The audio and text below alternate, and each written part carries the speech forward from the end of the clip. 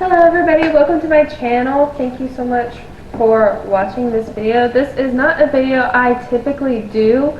However, with the release of Arirang that BTS has put out on March 20th, it's been 10 days as of recording this that it's been out. I have been listening to this album on repeat. It's so good and such a unique album that I have to talk about it. I have to talk about how nuanced this album is when it comes to just every single bit that makes it up together as a whole, because it truly is a beautifully, perfectly done album, and I absolutely love it. Now, BTS has been on hiatus for around 4 years now because of mandatory military service, and this is their comeback, their 5th studio album comeback with Arirang. It is so good. I waited to make this review until the documentary, the BTS The Return documentary on Netflix that came out, so that I could watch it and see some of the behind the scenes of how they made some of these songs and their thoughts on the process as well. So I've listened to the album on repeat since the 20th. I don't think I've listened to practically anything else since the album has dropped, and I've just been playing it top to bottom on loop, and I never get tired of it. And then I watched the documentary, and then I watched their studio notes that they put out from Weverse, and I think you can find it on YouTube as well. Maybe I watched it on Weverse.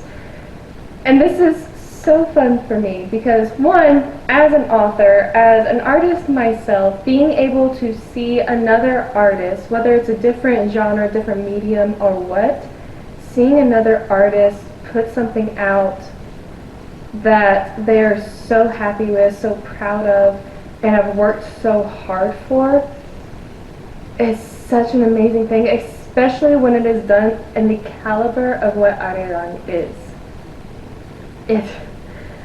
It truly blows me out of the water, and I have so much respect for BTS as artists and as people, and that is part of the reason why I'm making this video, just to show that respect to their artistry and delve into a lot of the significances in their album. Because, let me tell you, this album can be broken down into 3 main sections, 3 main parts. So you have section 1, which is the beginning of the album. You have Body to Body, Hooligan, Aliens, Fire, and 2.0. That is your section 1. It's a really grand beginning to this comeback album, and it makes a very huge statement about who they are, the type of music that they're making, how they feel about their music, how they feel about like where they stand in the industry, aka the top, and about how they are approaching their 2.0, their second chapter as artists. And it is brilliant. Then you get into section 2, which is the tiniest section of them all. It's one song, number 29. That is an entire section by itself. And a lot of people were very confused when number 29 was there, but I find it extremely significant and a really cool artistic choice of how they use number 29 as this midpoint tone shift for the rest of the album. It is chef's kiss. Mwah. Beautiful. Perfect. I absolutely love it. And then we get into the biggest section in section 3. You have Swim, Merry-Go-Round, Normal, Like Animals, They Don't Know About Us, One More Night, Please, and Into the Sun. Those 8 songs all make up the 3rd section. So that's definitely the biggest section, but it is its own section. And from there, so you have these 3 sections laid out, and the songs that go into their respective sections. From there, you can break down those sections even further. Like in section 1, Hooligan, for me at least, and how I've interpreted this album, Body to Body is a song that stands up on its own. It's like its own mini section number 1. At the very beginning of the album, it is the introduction to the album. It is your introduction of saying, hey, we are back. This is what we're about. This is what we're doing. Welcome back. It is a beautiful, fantastic introduction to Arirang and a perfect tie-in to the name of the album itself. We'll get into that in a little bit. Then the second mini section, I put Hooligan and Aliens together because they are very similar with some of the messaging in their lyrics, and they also play off each other really well. And I love those two together. So Hooligan and Alien are kind of like their own little mini section number 2. A third little mini section is Faya and 2.0. First of all, that transition from Faya 2.0 to 2.0 is brilliant. It is flawless. I absolutely love it. They really they could not have done that better. So those two definitely go together, and some of, like, while 2.0 may have more tie-ins to Alien, I do believe how it's set up, they put Fire and 2.0 together for a reason, and I'll explain that more when we get into the song by song. And then of course, number 29 is its own section in section 2. And then section 3, Swim, kind of functions similarly to Body, as it's like its own introduction to this last section. And it follows number 29 seamlessly. It is beautiful. I love that song.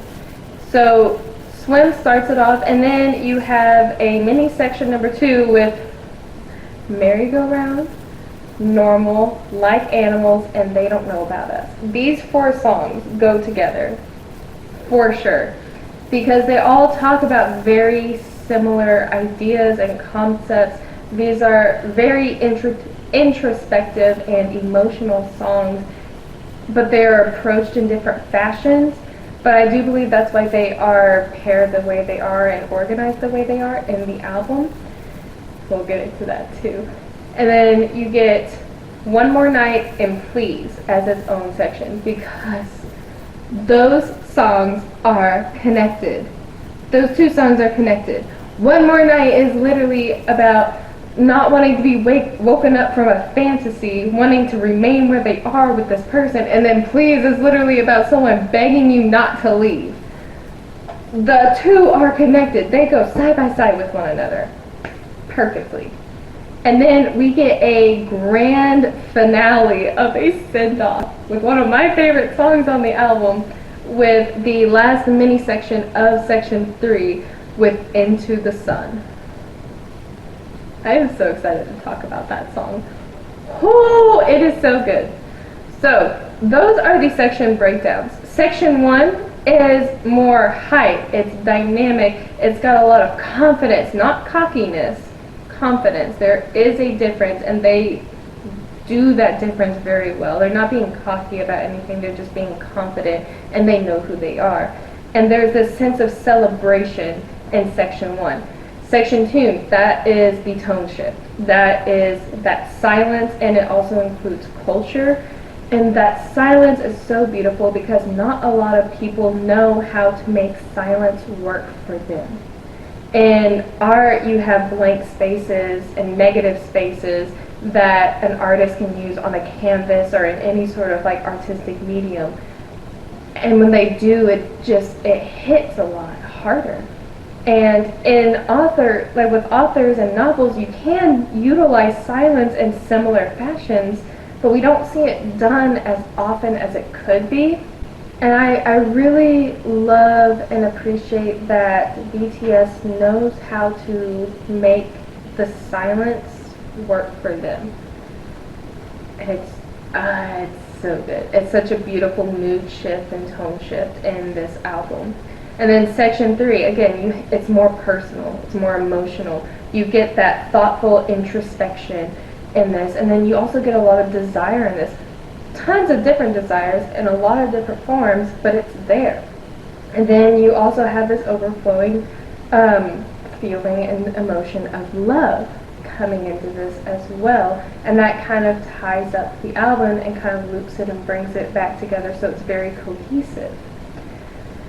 I'm so excited to get into this video, and as an author, as an English major, as someone who has taught English, as a former English teacher, still kind of am English teacher, still am English teacher / tutor, seeing how they use so many literary devices and rhetorical devices within their music and their lyrics is just fantastic. Like, there are so many literary devices and rhetorical devices in this album. Like, just a brief list right here. There's so many. I took notes. I took notes on this album, and this entire page that I have here is filled of rhetorical devices and literary devices that they have used in this album. I wish I could talk about every single one, but if I did, we would be here for hours. And I don't have time for that. And I know you probably don't have time for that. So I'm going to try to keep it contained, keep my excitement contained on this. But if you want a full breakdown of like rhetorical and literary devices, because yes, the two are different. There might be some overlap, but rhetorical devices are different than literary devices. If you want a breakdown on that song by song or section by section, I would be glad to do that. But that's not exactly what we get to do in this video, just because we would be here forever if I did. Because these are already just the notes that I have about all the songs in general. So I gotta get through this anyways, and if I try to talk about all of these on top of that, I would be sitting here for like 5 to 6 hours, and I don't have time for that. Without further ado, let's go ahead and get into this review. We're going to start with section 1. How I'm going to do this, I'm going to play the song, we're going to listen to the song, might say some things during the song here and there, but mostly I'm just going to let it play, watch, I'm going to look at the lyrics as it's going, and then we're going to talk about it after the song is done and have our discussion. Oh, they did so good there. I absolutely love that song. I know they had talked a lot about Body to Body and how they wanted to incorporate Arirang in there because it is such a culturally significant song to people in Korea, and they were kind of going back and forth on how long the sample should be, where it should be, and kind of, you know, talking back and forth, having a lot of discussions about how Arirang should be incorporated into the album itself, since they chose Arirang as the title. And I think throughout their discussions and how they came to the final version of this, because from what I gathered from the documentary is that the first version was almost there, but not quite, because not everyone was on board with how it was sampled there. Then there was another version that was way too long. I do like this version for sure, because you can hear Arirang come in the background while the boys are still singing, while they are still singing like Somebody Like You, and you can hear it starting to come up. And for people who are native to Korea, while they're listening, I'm sure that they were just like, wait, this sounds familiar. And then when Arirang actually comes in and the boys' voices kind of stop for that section, I like how they don't overlap with each other, because I think if they did overlap with each other, that might have caused just some like clashing. And I think it is a beautiful choice that they ended up having the vocalist finish singing out Somebody Like You before they brought in the actual voice to Arirang from the sample. And I'm so glad at the end of that sample they didn't just end the song, they brought it right back to Body to Body and brought it back full circle to finish it off. I think that is beautiful, because it really goes into the start of this album, because this is the perfect introduction to a comeback album of this magnitude, and they absolutely smashed it. They did so good. This is a song where, you know, they are inviting people in. They are wanting people to come celebrate with them. They are wanting people to celebrate their culture, to celebrate their comeback, to celebrate their music, and celebrate together. And that is exactly what Body to Body accomplishes, both in its lyrics, in its beat, and how, you know, just, oh, you just hear it and you want to dance. It does so good at just bringing everyone together. And since Arirang is a song of, you know, this idea of, I mean, it can mean a lot of different things, I know. It can be about sorrows of longing, and in the documentary, Namjoon said that sometimes people would sing Arirang to get over these sorrows of longing, to get over that longing feeling. And I think it is perfect to include that in the first track to the album, because they are singing about the sorrows being over. They are getting over those sorrows because they are finally back. They are back. Those sorrows of their absence in the hiatus are gone. They have returned full glory return here. And I truly think having Arirang both as the album title and incorporated into the song just embodies that feeling of not having to have those sorrows any longer. It is beautiful. I love in Suga's verse when he's talking. There's a lot of verses that Yoongi sings in this album that I just absolutely love. He always has really good, crisp delivery. But Yoongi is talking about, you know, we are here together, we are here to celebrate. Throw the hate away. We don't have time for haters. We don't have time for all of these negative people coming at us anymore. Let's unite, let's have fun. Let's get together. And I love how in one of his verses he says, like, to stop saving face.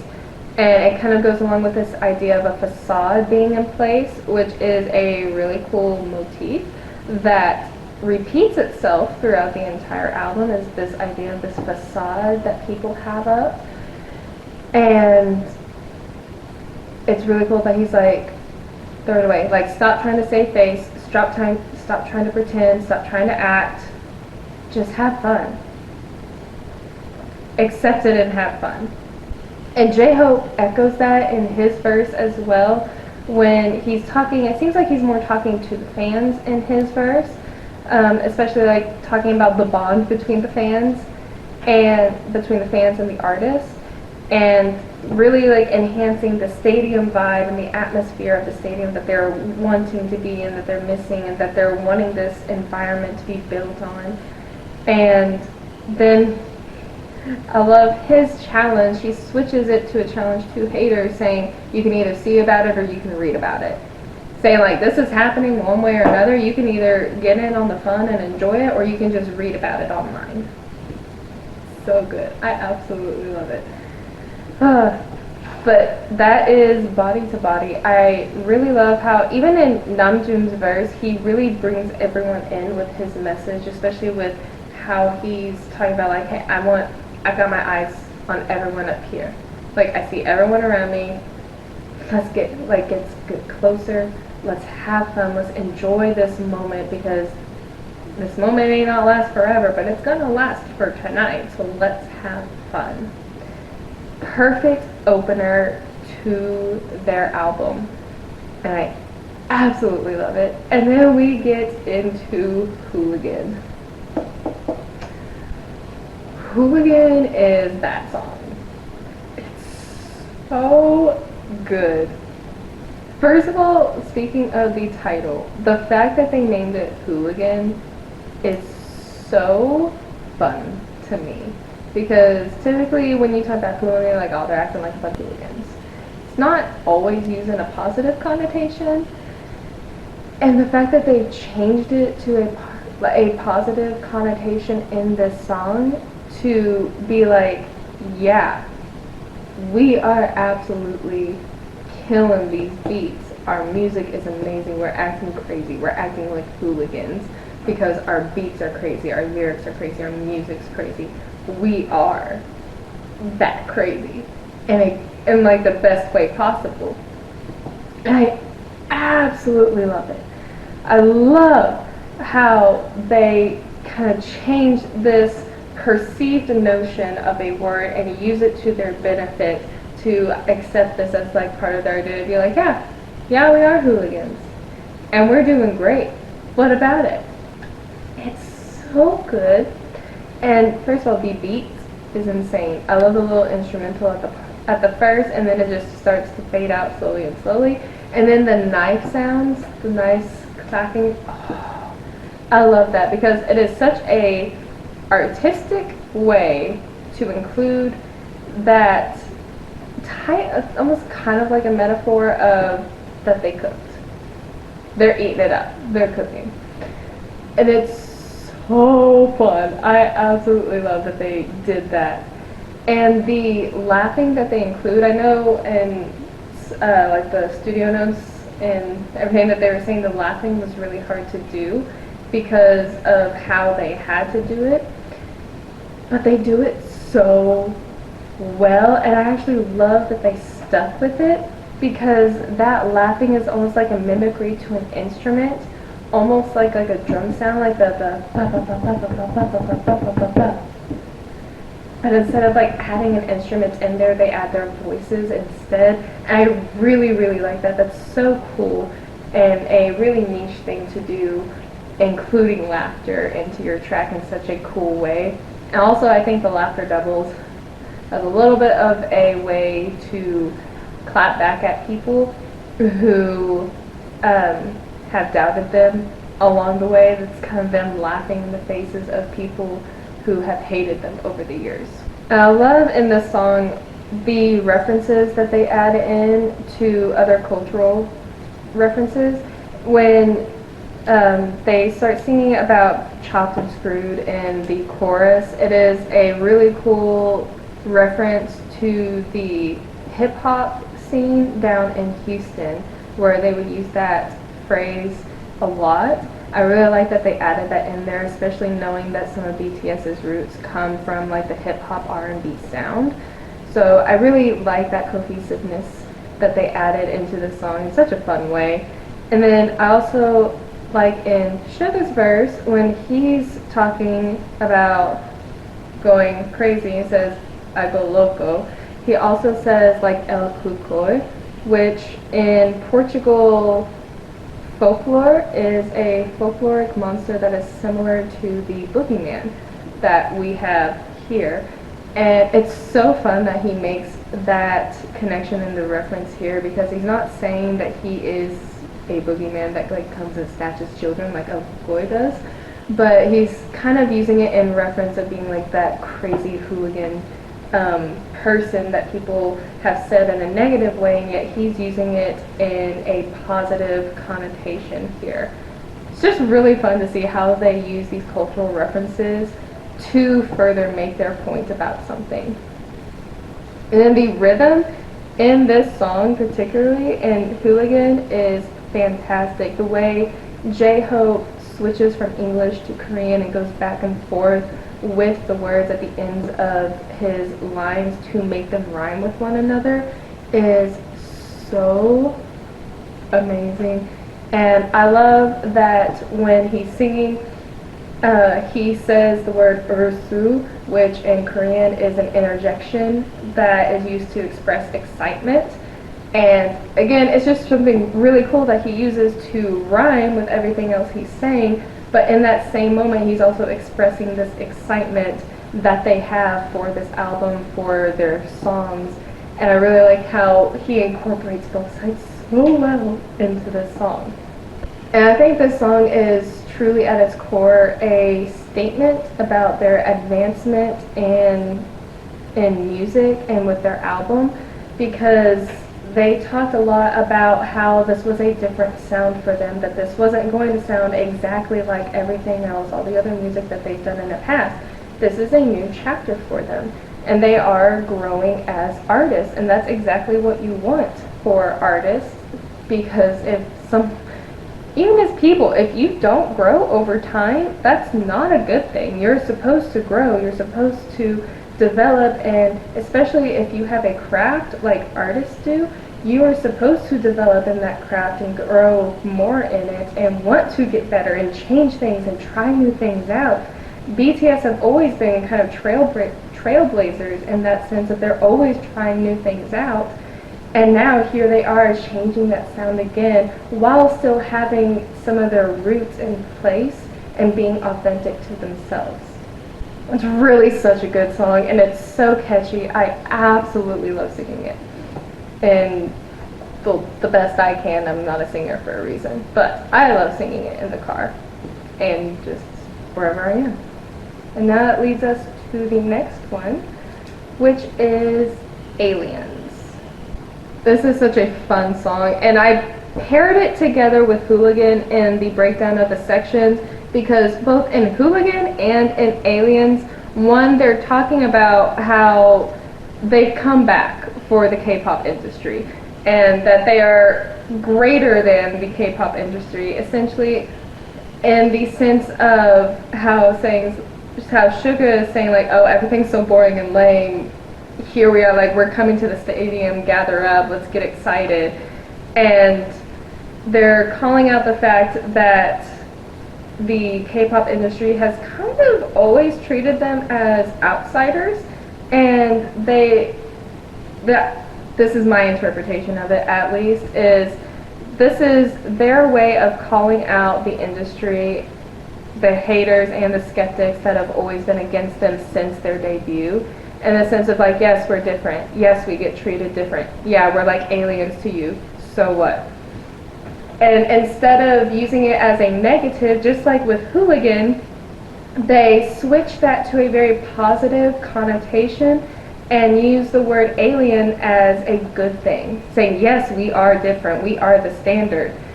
And we are coming to take this world by storm in this comeback because we know our worth, we have our confidence, we have our fans, we know our place. And I really love that they call people out in the song Aliens in a very, I would say, very fun but mature way. And when Suga is talking in his verse, he's saying we're born of a different cloth, 7 aliens, and then he's saying green with jealousy, those civilians, which is so funny to me. Because when you think of a stereotypical alien, you think of like a little green man that comes down from an alien spaceship.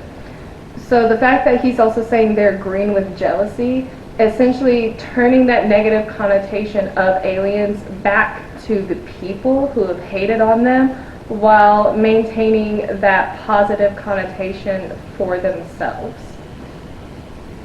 I really like that because, yes, they're calling them out, but Suga also says, I'm not going to waste my breath to explain. We're here at the stadium, I'm with my fans, I'm with my group, we're going to have fun, you can either join us or leave us. They also call out some of the racist and ethnic remarks that they get from other people from across the world for being from Korea that they have faced in the past, of people saying like, oh, well, they can't reach people because they don't speak English, or they look funny, they look different, they look like little boys, blah, blah, blah, blah, blah. People often demean them because they are from South Korea. And I know in the studio notes, when Namjoon RM was talking about this, he also said that it's nice that now when people see them and they know them, they have such a well-known standard now with who they are, and people know them enough that people have stopped joking and asking like if they're from the north or from the south. And it's that type of comment that they're addressing here with the whole alien being the title. In this song, they are embracing that difference, embracing what has made them different, what has made them stand out, while acknowledging everything, all the hate that they have faced in the past, and calling that out, but also saying, yeah, we are different and we're okay with that. This is who we are, and we're not going to let outside opinion change that. And they also, in the song, they're demanding respect from people too, when they're saying like, if you want to hit my house, leave your shoes at the door. In Korean culture, when you go to someone's house, you leave your shoes at the door. It's a sign of disrespect if you were to walk inside someone's house and keep the shoes on. So they're also saying like, yes, we're different, we're embracing that difference, but you are still going to respect us. And I really, really love that, because this whole song is saying like, watch and learn. We are the example. We are the difference. This is why, you know, we are K-pop, but we're bigger than the K-pop category because of our influence and what we have done. It is a sure confidence that they have in this song that is not cockiness, which I think a lot of people, especially when it comes to artists and how they present themselves, a lot of artists come off cocky in their songs. BTS doesn't. They still have that sense of humbleness about them, that you don't read anything of what they're saying and think, oh, these guys are just really cocky. It's like, no, they have confidence, and they have the proof to back up the confidence that they have. It's not baseless. And there's some really cool cultural embraces in this as well, since they are embracing themselves and being authentic. When it's talking about the sun rising from the east in the lyrics, I think it's really cool because they are from the east. They are from Korea, that's in the east. So it's like, hey, the sun's rising from the east. Yeah, we're aliens. I just think that's such a clever line to include. And I also love how, again, they are mixing English and Korean together in such a fluid way. I love it when they're saying from the kana to the ha. That's essentially saying from A to Z, except they're saying it in Korean and not in English, but they mix it together, and I really like that. That's so clever. And J-Hope also does it again with how he's rhyming the endings of his words, and he's using both English and Korean to do it. And especially when, again, the cultural reference of Jumori, which is that a special kind of musical sound, from what I understand, for Koreans. And another cultural reference and historical reference that they make in this song is in RN's verse, when he starts saying, or when he says, "Pardon me, Kim Gu Sonsonim, tell me how you feel." So Kim Gu was a Korean independent activist leading anti-Japanese movements back in the 1900s. I believe, from what I researched, it said that he was assassinated in like 1949 because of his stance and the things that he was doing. But he was for a free Korea, and he was also for a united Korea.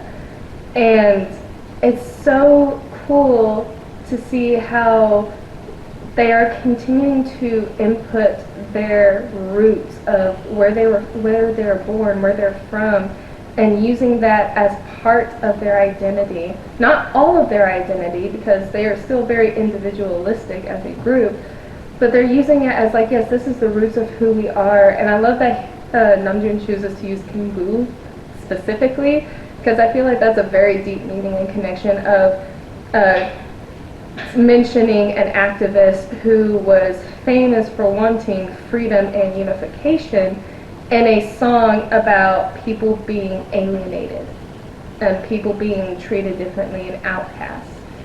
I think that's a really cool reference there that Namjoon has. And again, it's so funny because also, again, slightly calling out the remarks that they've had against them, he calls English people who say that it goes both ways. He calls out people who say they are too westernized and they use English too much in their songs. And he also calls out people who say that they don't speak enough English.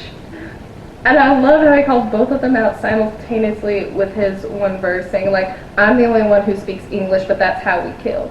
Like, that's how we do it. And I think it's so fun because you don't need fluency in another language to reach someone through art, through music, through any form of art, whether it's paintings, sculptures, music, even books with their translations. You don't need fluency to be able to have that connection with art. And I love that he makes this statement here because it's so true. Because their music, their message, and who they are reaches people without them having to speak the same language. That's why BTS is an international band, and that's why they are the biggest band in the world, not just biggest band in one area of the world, because their music doesn't need that barrier of language there.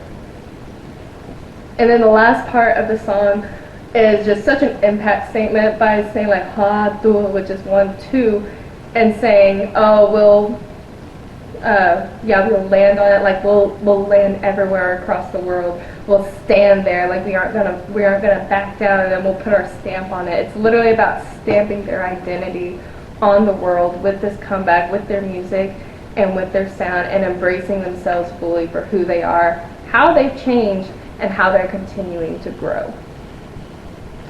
And with that, we get into Fire. And I love this transition to the next song. It's perfect. I'm not going to cut it off.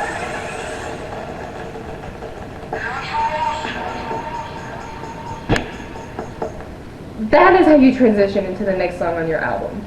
That is how you do it. That is such a perfect, flawless transition. I love how it completely leads up to it.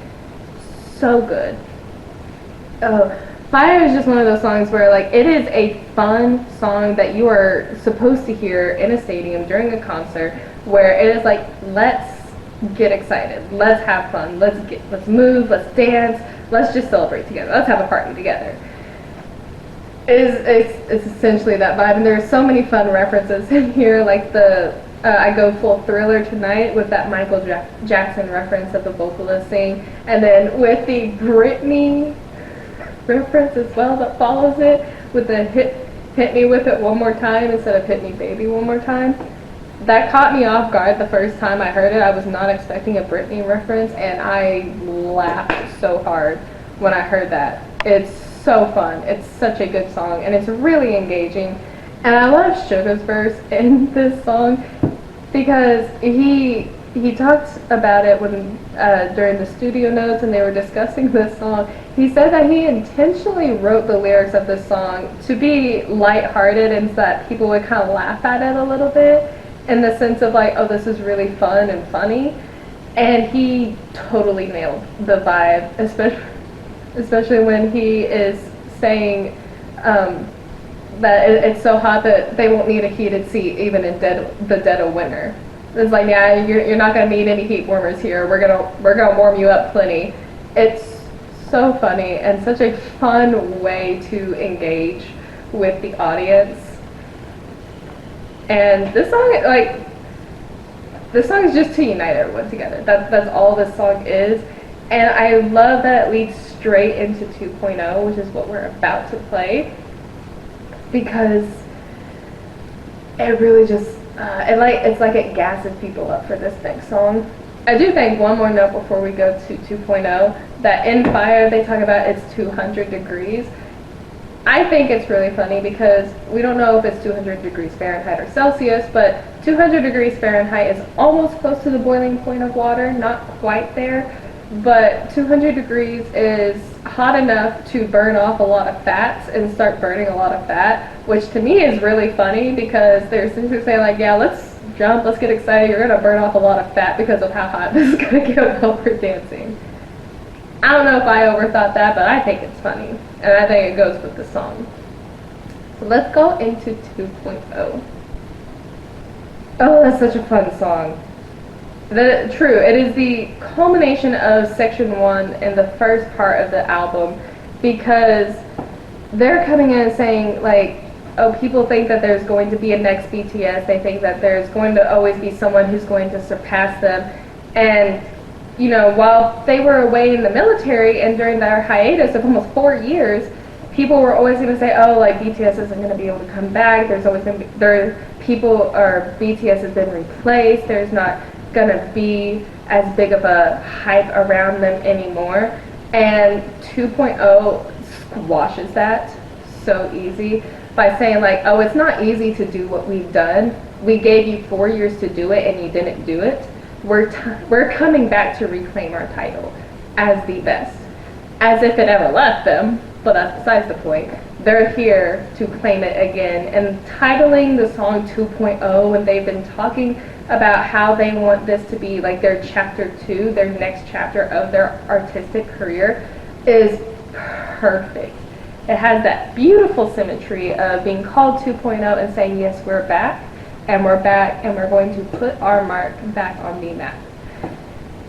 And with them saying, like, it's not easy to do what we've done, they're also calling people out for thinking that, you know, the 10 plus years that they've put in and built what they've had from nothing can just easily be done, and people can easily, like, vault over them, like Suga is talking about. And they're like, yeah, no, it's not easy to see or to do what we've done. You can try it and come back and tell me how that works for you. That's the kind of vibe I get with this song. And I love how in the chorus part, I love it, or the build up to the chorus, there's a lot of really cool repetition that is used in this song, and there's also some onomatopoeias with them saying like knock, knock, knock, knock when they pull up to the place, and they say knock, knock, knock, knock, yeah, you had your little fun fella. So funny. That onomatopoeia there is so catchy. It just adds to the feeling of them really coming back into the spotlight, like opening up the door to the industry and being like, hey, we're back. What are you going to do about it? Because we're back and we're reclaiming our title, and you've had your fun while we're gone. Time for you to pay your dues, pay your respects.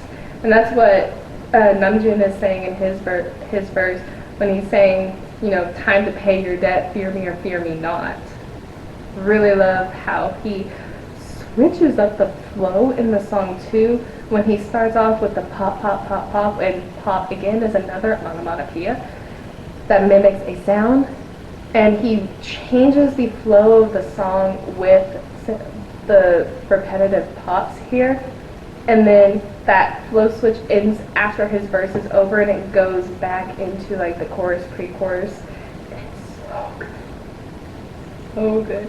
I truly love how they approach this song and say like, yeah, it's kind of funny how you think that you could replace us while we're gone, but it's not funny at the same time.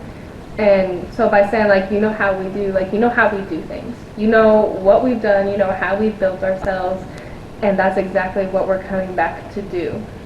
I really love that. And all 7 of them just absolutely smashed it on this song, whether it was the rapping or the vocals. They did such a fantastic job of this song. And with 2.0 wrapping up section 1, this is where we get to that tone shift when it comes to number 29, which is just the sacred bell being rung that they added.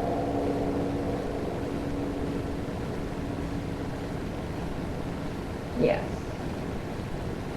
So I'm going to let it play out. I know there is a very low frequency that you can still hear. The song doesn't end until that frequency is gone. But since it is a very low frequency, it is like working with silence here. And I really like that for their 6th track on this album, they incorporated number 29, because number 29 is a very historical reference for them, because it is one of the sacred bells in their culture that was rung. I believe it was by one of the kings in the past. And I know that it is only rung at special times or at certain times. And I know Namjoon was actually invited to ring this bell, but he was unable to because of his schedule. It didn't align with it. But the fact that they are using, again, a sound from their culture into the album Arirang, when Arirang itself is a very cultural reference for them, it's just so cool and fascinating how they've done this. And I also, again, I love how they are able to utilize silence and stillness to show a mood change and to show a tone shift in their album. Because this is the midpoint of their album, and all the songs that follow number 29 are significantly different than the ones that were before it. I absolutely love how they did that. And that will bring us into Swim with the section 3 of this album. And I almost forgot, before we get into Swim, I almost forgot, on number 29, for any American who is watching this video, number 29 is as culturally significant to Korea, like as if someone were ringing the Liberty Bell in America, if someone took the sound of the Liberty Bell and incorporated that into an album or into a song, the similar type of significance culturally and historically to number 29. Wanted to add that in before we get into Swim, but now we are starting the third section of this album. It's so good. I'm so ready for Swim. Let's go. The way that Jin ends this song off here is so beautiful. His voice in this song, and throughout the album, but in this song particularly, is very breathy and so sweet, I would say, and delicate in how it sounds. It is just so beautiful.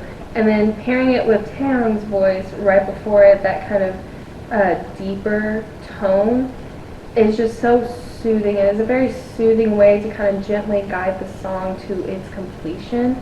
And I really, really love it. And Swim in general, when they announced Swim and during the premiere, I believe it was Taeyong said that it was like their ultimate love song for ARMY, and the sense of wanting people to keep swimming, to keep going. There's a very strong message of endurance within the song, like to not give up no matter how high the waves get, no matter where you are at sea, no matter what anything is like around you, to just keep on going, keep pushing forward. And there's also a lot of notes of admiration for perseverance in the song, with like the lyrics like, I could spend a lifetime watching you, like I could spend forever watching you chase your dream, watching you fight to accomplish your goal and not give up.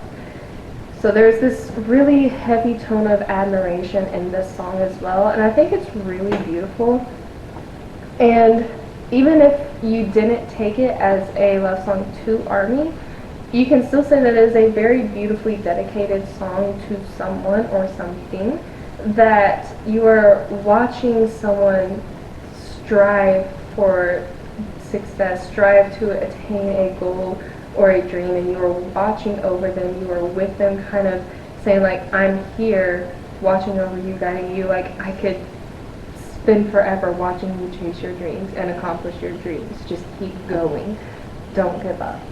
I think that is such a beautiful message for a song, and that is why I sectioned it off like on its own little mini section within section 3, because it is a perfect introduction to the tone and the themes of these latter songs in section 3.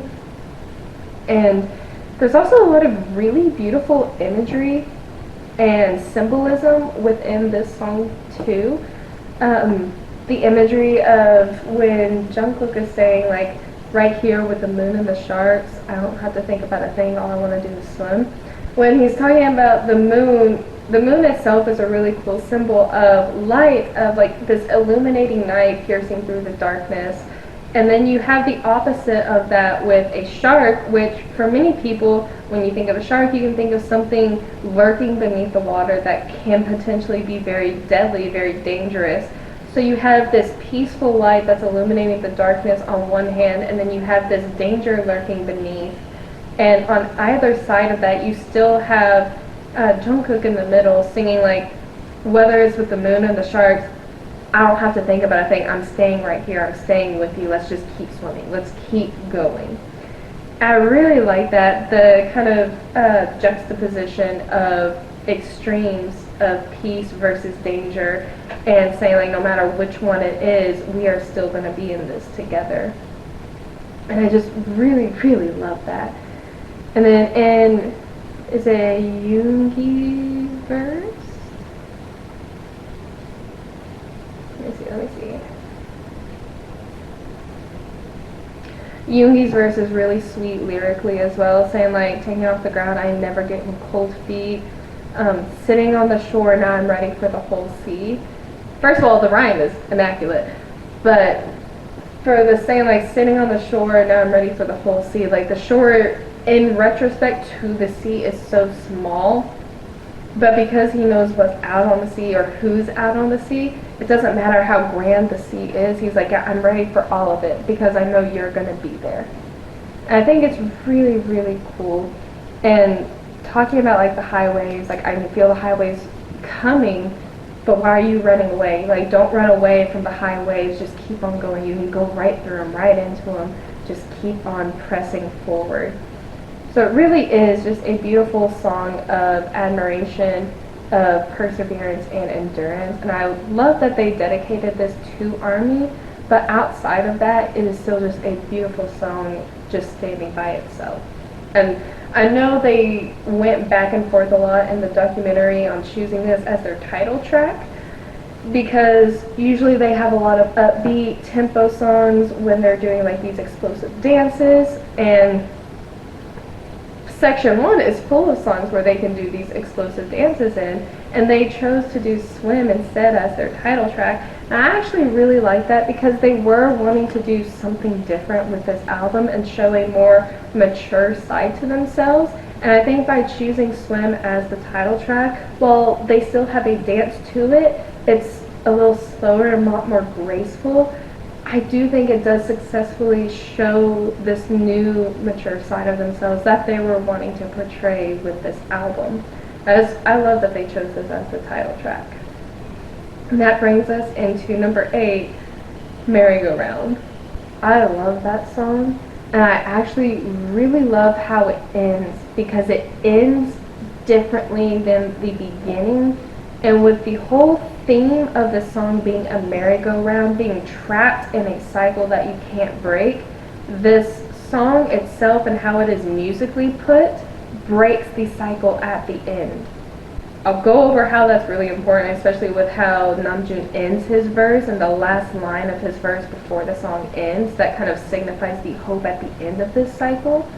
The best way I could think of to explain this song was gorgeous and painful. It is gorgeously painful of a song, and it's very symbolic of life, of being trapped in a cycle that maybe you don't know how you got there, you don't know why you ended up in this cycle, but you're trapped there, you can't do anything, and you're just like, I want to get off of this cycle, I want to get off of this merry-go-round, but I don't know how.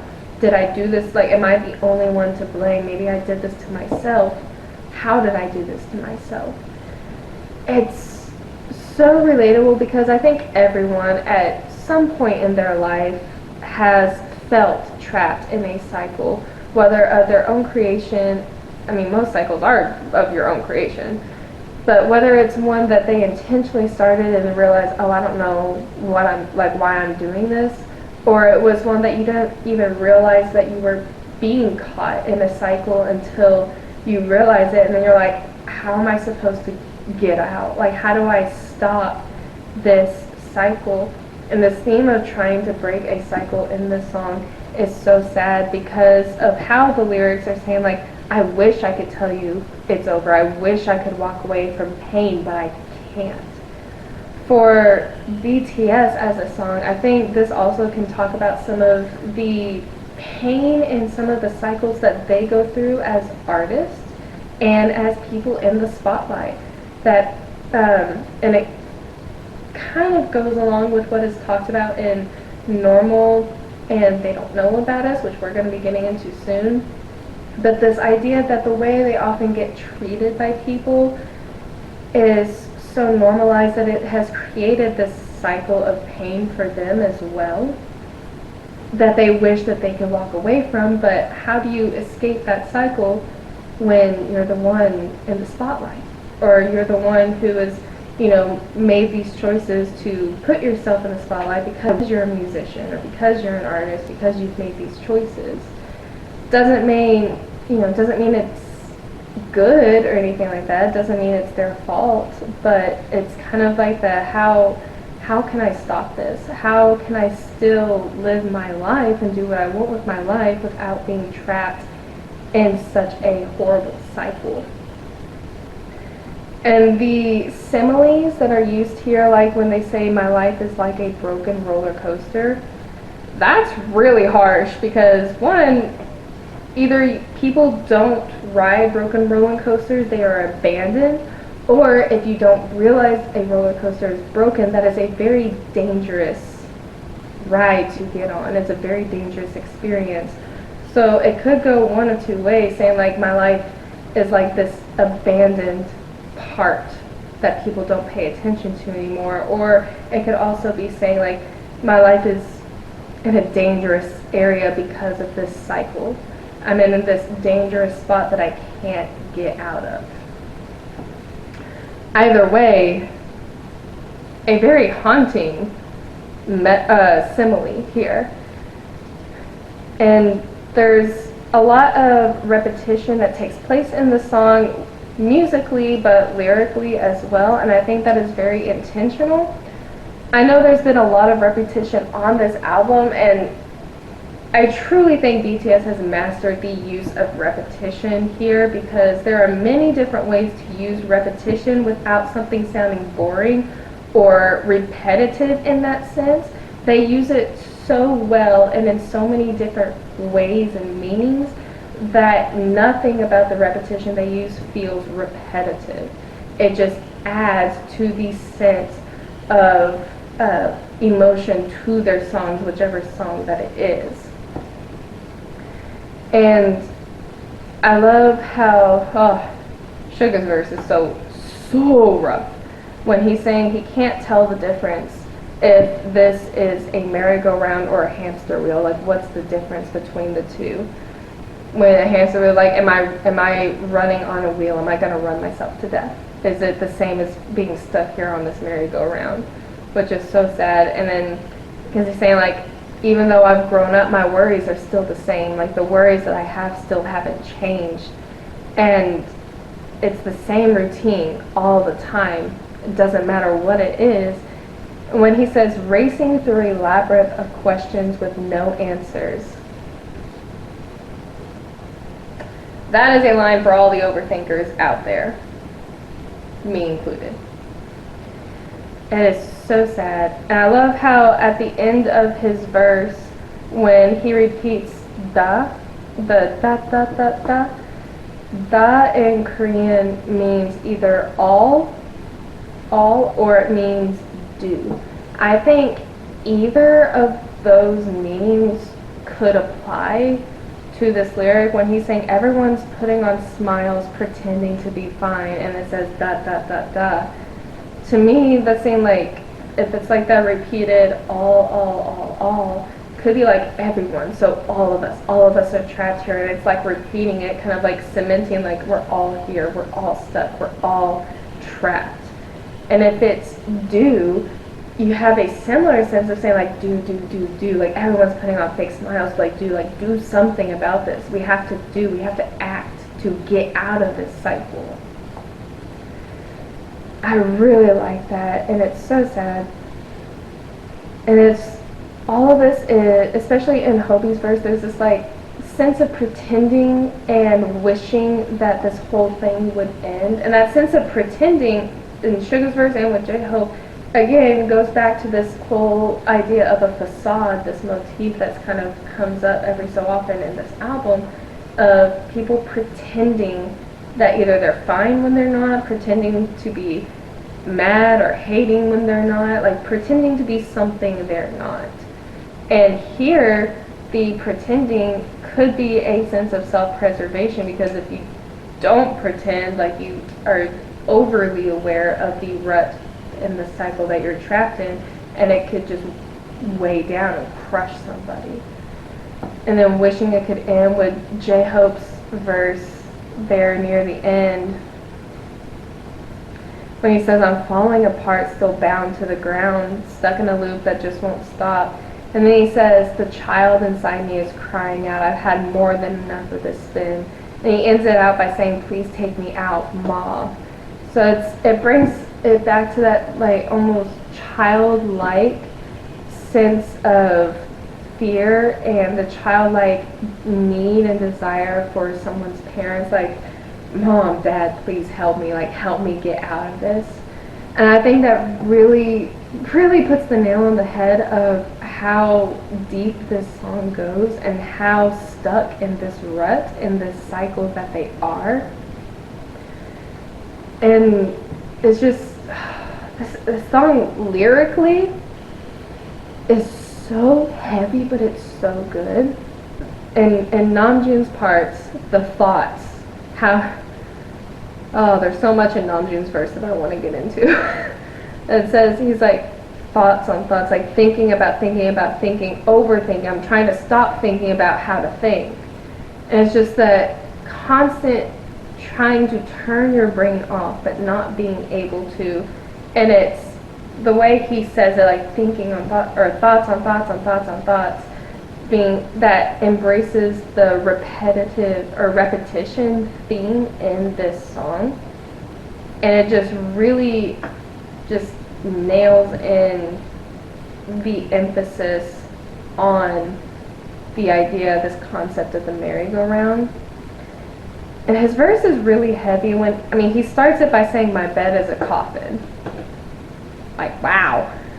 And then he's also saying the whole world is just big caffeine. The whole world is caffeine. The whole world is a stimulant that you can't escape from. You can't escape from the world that is always like pushing things out. It's always stimulating. But then you can't rest from it either because it says my bed is a coffin.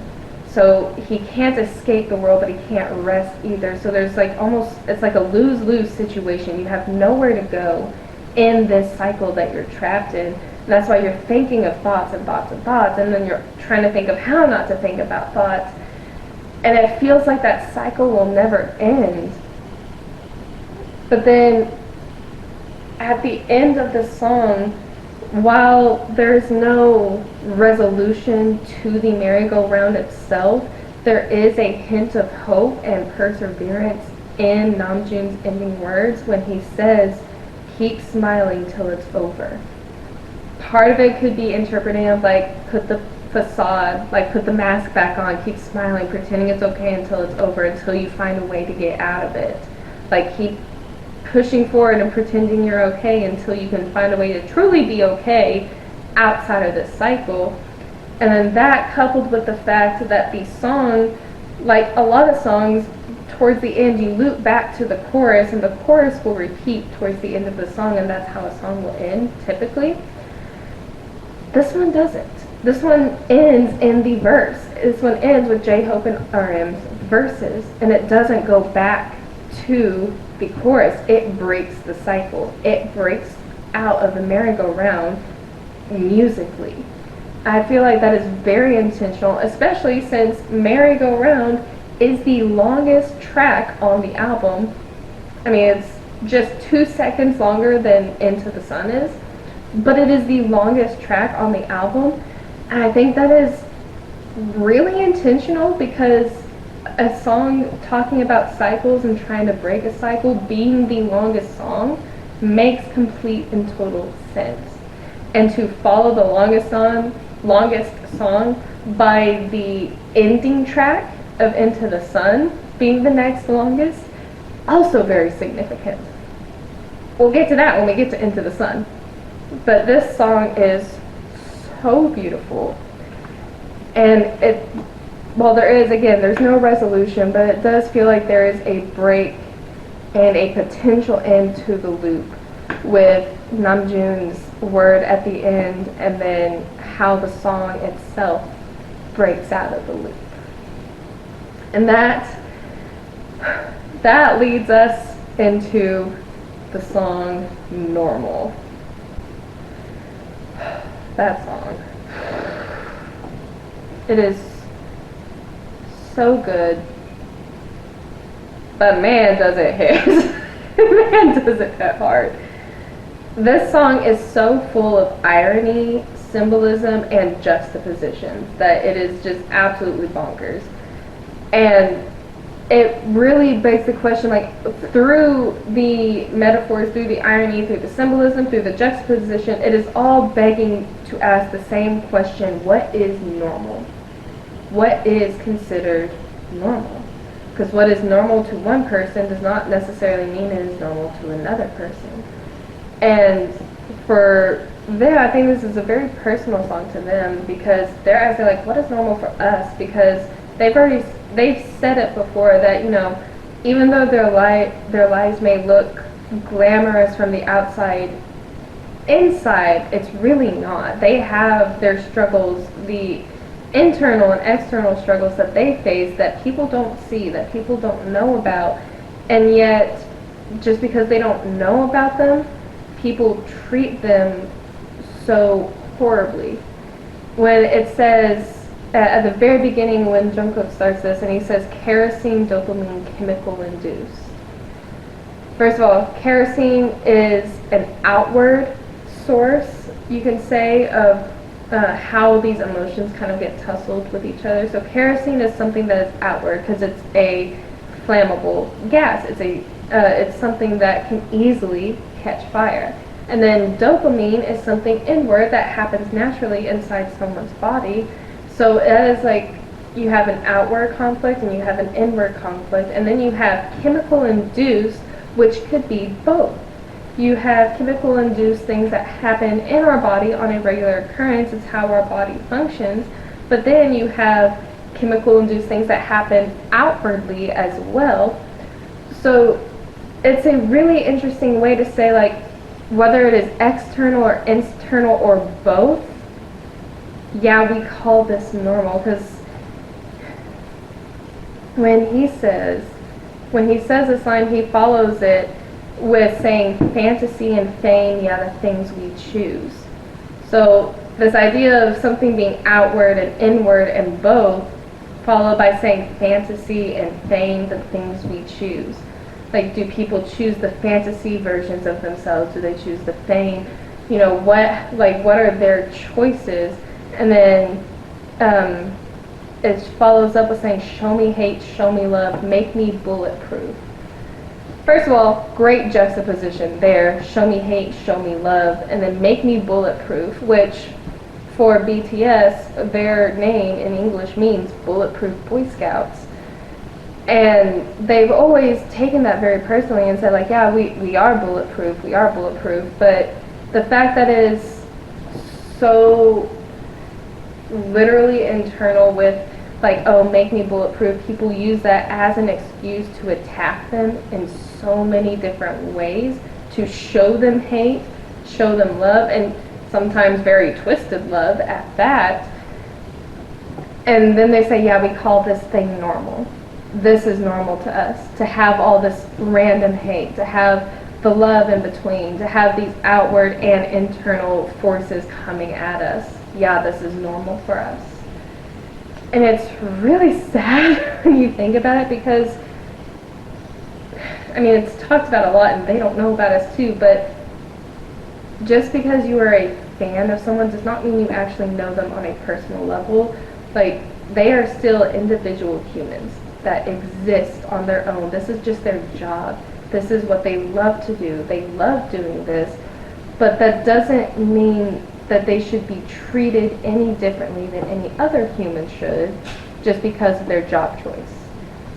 But because of how the K-pop industry is, that hate is so normalized in that industry that people think it is perfectly fine to hate on people, to hate on artists all they want with no repercussions to it, which is very sad.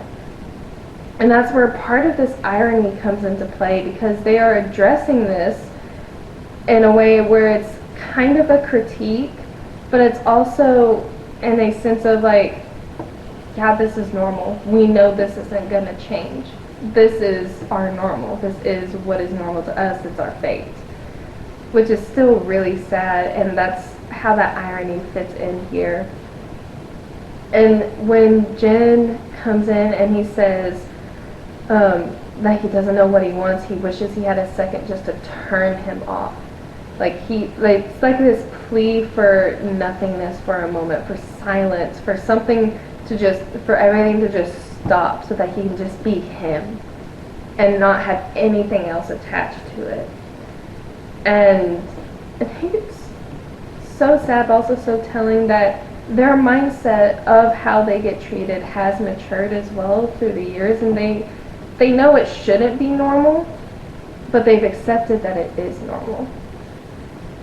And when Jimin starts singing, he's saying, like, essentially talking about, like, will you color me red, will you color me blue? Basically asking, like, how will people paint me? Are they going to paint me one way or another? Am I going to be a hero or a villain to people? Am I going to be someone good or someone bad? And red can be associated with many different emotions, like love, or on the flip side, like anger. And then blue can often be associated with sadness. So it's like, are you going to paint me as someone angry? Are you going to paint me as someone nice and loving? Are you going to paint me as someone who's just sad all the time? Like, how are they going to paint me? And then you have the metaphor of the two sides of a coin, but they're both not true. I think that's really important and such a very hard-hitting line, because there are many different like metaphors and meanings to like the use of the coin, but I'll just stick to two. The first one being a bet. So people will often flip a coin if they bet, like, oh, you get heads, tails, like whichever one you choose. Like, I win if I get heads, you lose if you get tails, whatever. So they often flip a coin as a bet. And so saying two sides of a coin, but they both ain't true, like people are betting that he's either one way or another, and he's like, neither of these are correct, this is just your assumption of me. And then on the flip side, you have the second meaning, which also two sides of a coin, and it's an expression used when two people are similar but different, like yin and yang, where two opposites are kind of complementary to each other. There's also that connotation to it as well. It's like, how different are we from each other? Just because, you know, my career is different than yours, how fundamentally different does that make us as humans? So that's why he says, like, will it be different for me? Will it be different for you? Depending on how you approach it. And when Taeyeon comes in and he says, got me feeling things unusual, and I lived them all. So all the feelings, all the emotions that are a result to how people treat them, whether it is hate, whether it is love, whatever it is in between, all these emotions that are spurred from that, he lives, all of them live every single one of them. It's not like it is something ignored, it is not like something they just, oh, it's nothing. They feel every bit of it, and they live every bit of it too. And that's why I think this song is so personal for them, because it speaks a lot of their story, their struggles, and the reality of their lives. It really does talk about the reality of their lives. Especially when Hobie and Suga come in and they're like, you know, I thought I was made of a heart. I thought I had a heart made of steel, but I don't. Things hurt. Some pain doesn't heal. If I just pretend everything happy, that's not real, because nobody is ever happy 100% of the time. There's always other emotions. There's always other complexities to someone's life that make up them as a human being. And then Suga following that saying, like, I breathe everything out 1,000 times. Like, it's always like this influx and outflux of things that he is dealing with. And then this really sums it up, and it says, normal and special, they're just some lines. They didn't choose what their normal was. They didn't choose to be named as something special. That's just things that have happened, but they don't see any special meaning to it. It's just some words. They're just some lines. Namjoon comes in saying, oh, you push me, you pull me, said you want all of me, but what is all of me? Like, what is even all of me? I don't know what all of me is. What is it that you want from me?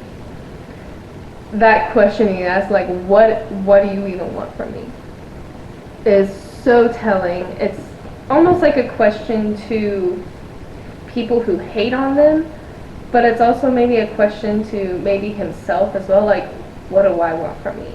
because of all the situation. Like, this is my normal, and it says, suddenly part of me is haunting me. I hear the things they call me, but what do you want from me? So it's like his response to it as well. It's just, man, it really just hammers in the fact of the reality of their lives, and that just because they're celebrities doesn't mean that everything is good and well for them 100% of the time, especially with how they get treated. And I really like how they addressed it in this song. And that leads us to Like Animals, which is such a cool song. I love this song. That song is so good. The vocals really shine in that song from all 7 of them, because all 7 of them sang more than anything in this song. And I love that you get to hear the rappers' singing voices a lot too, because they have a great singing voice. And oh, the song, it's so good. I know there are a lot of different ways people have been interpreting this song, but the way I chose to interpret this song, especially with its placement in the album being between Normal and They Don't Know About Us, feels very intentional. And the whole song itself, from the instrumentation with the electric guitar to the actual vocals themselves and how the vocals are layered, the voice effects on their voices in this song, and all of it feels very hauntingly sad. It feels more of a sad tone to this song than anything else. And for me, it seemed like if you want to be animals, we can be animals, is more of this idea of wanting to drop the facade. Again, the facade that has come up in this album a lot, like, stop pretending, be real with me. They are wanting to be real with somebody in this song. And I think it's because you can say being animal has several different meanings to it, depending on context, depending on connotation. And I think similarly to how they've done with a few other words on this album, like hooligan or alien, they've taken animals away from some of the more negative connotations and chose to approach it in a more positive one to really break through kind of this boundary and reach more of a real sense of wanting to be real in this album and wanting to stop faking, to break out of a cycle, to truly be themselves and be authentic. Because sometimes being animals, like, oh, they're a bunch of animals. Like, you can say they're really rowdy, they're really rough. Animals can also be like, oh, he's an animal, and it could be used in a very negative way. But I think here, animals has maybe more of a pure context to it, in the sense of you don't have to guess what an animal is feeling. You can plainly see and observe how an animal acts. Like, if you take a dog, for example, you don't have to guess if a dog is happy.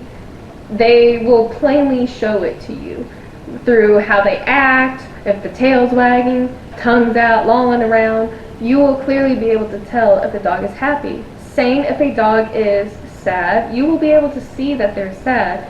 If they are scared, you can easily tell that they are scared.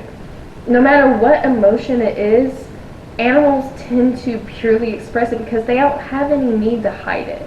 They don't have a need to fake things and hide away from each other or anything else. They will purely show what they are feeling on display for others to see.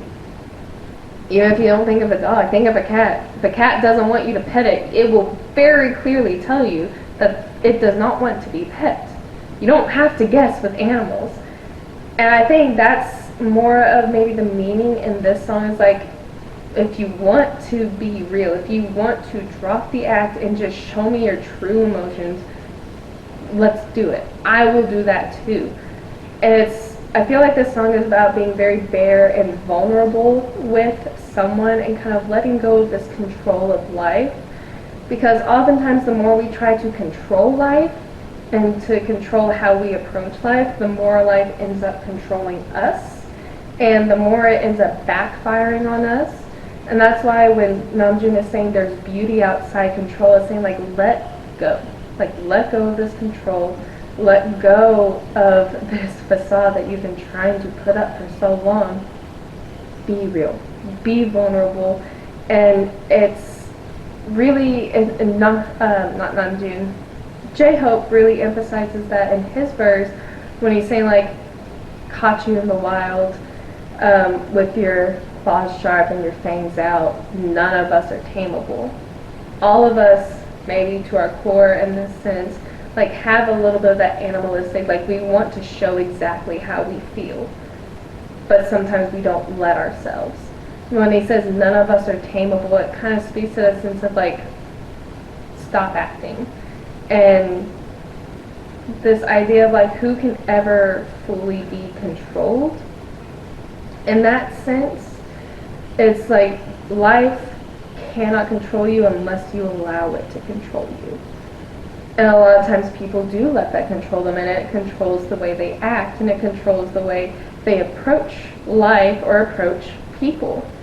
And here it's more talking about, speaking of freedom, like letting go of all of that, letting all of that fade away to just be true to who you are. And I really like that it's between normal, where normal is talking about like what is normal to a person. How do you perceive me? How do you act around me? Like, how are you going to treat me? And then like animals coming in and saying like, let's just be real. Like, I don't want you acting one way. I just want you to be honest. Be honest, be real. Let go of this control. I think it's really important, especially with the context of what is going to be said and they don't know about us, which we're going to get to. This song is so good. I love this song so much. I love this song so much. I wanted to wait to talk about this, but I can't. Yoongi's verse in this song is one of my favorites. It made me laugh so hard when I first heard it, because when I realized what he had said, like when I listened to it again, I realized what he was saying. I was like, oh my gosh, what a pop-off. Oh my goodness. Pacific deep in my business, you a slick clown. That's the most clever line. It's such a fantastic line. I absolutely love this line. It's so good. It is a definite call out. For me, obviously, I'm not Yoongi. I don't know Yoongi. I have never met him. I live in Texas. He lives in South Korea. There's a very definite distance between us. I have never met the man, so I cannot speak for him. But if I could interpret a guess, if I could just interpret what maybe he could be talking about here, there are some definite situations that he went through in the past like year and a half that I feel like this could definitely be a call out for. It also could be a call out for so many different things, because yeah, people really do be up in BTS's business for absolutely no reason. And I love it. Every time I know Yoongi's verse is coming up and I hear him start to rap in this song, I just immediately start smiling because I know that line is coming up, and I giggle every single time. I love it because when he follows it, always chasing the easy way out for no reason, Pacific deep in my business, you a slick clown. And it says, should I break it down for you, baby? You don't need to know why you so pressed to find out. Yoongi, sir, that is a fantastic line. Basically, like, why are you trying so hard to make these assumptions about me, to be so up in my business when you don't belong in my business? You a slick clown. You a clown for sure. Get out of here. Get up out my business. Mind yourself, and I'll mind me. I love it. I love it so much. I love his verse so much. It's So good. And then following that with J-Hope's verse about like things that have been said about them, like oh, those guys are special amongst Asians, or they're like some kind of heroic beings, are too hard to break. And it's just like, you don't know about us. Like, why are you giving us all of these labels that we never asked for to begin with? And I know that in the documentary they talked about it a lot too, like this idea of like they keep being called special or they keep being called heroic, and they don't know how to really handle those terms because they're like, why are we being called that? One, and they're like, I don't know if we deserve these titles, which, I mean, if you ask the fans would probably definitely say that they are very special. And I would say that they're special, not in the sense of like, oh, they're so special, but in the sense that they have worked for every single thing that they have achieved. And that work ethic, to me, the way that they have stuck together through thick and thin, the way that they have not allowed their dreams to die, even when they were so close to letting them go, how they have stayed together for a group for like 14, 15 years, that's what makes them special, because they have that deep-rooted sense of love and community with each other, and they also have the work ethic, the most attractive work ethic there is, to fight and achieve their dreams no matter what.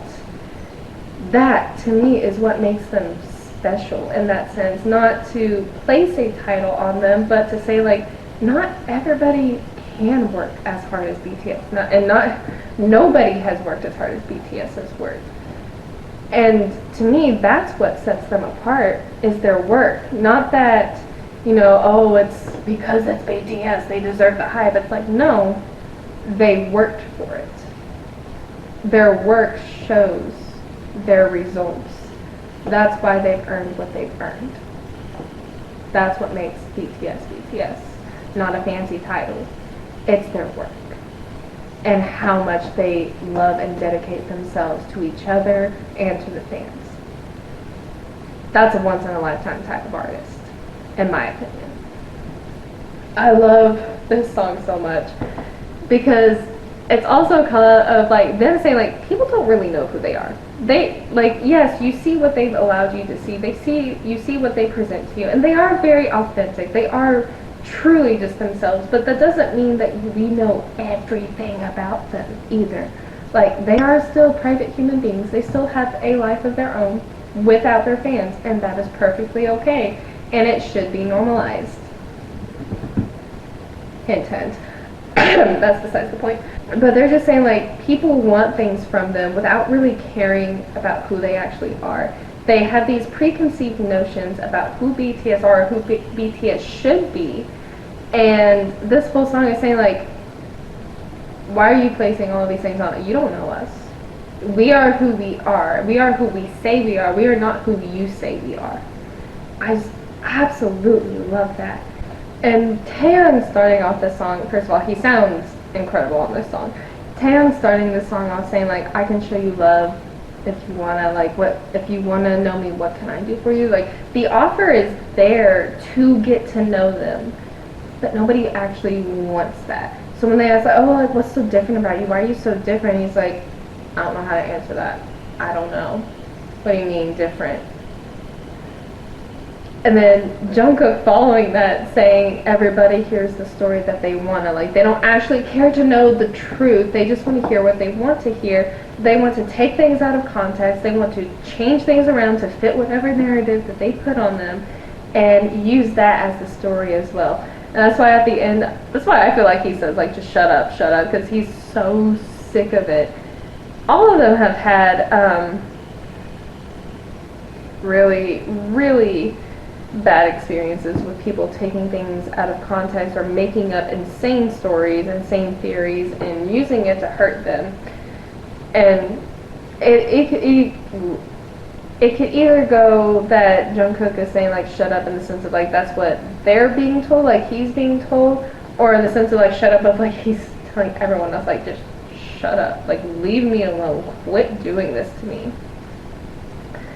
Because at the core, like it says in the song, they're just a bunch of country boys. They are 7 normal boys from Korea. That is who they are at their core.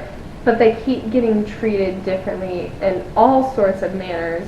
And the song, they feel like, we're sick of it.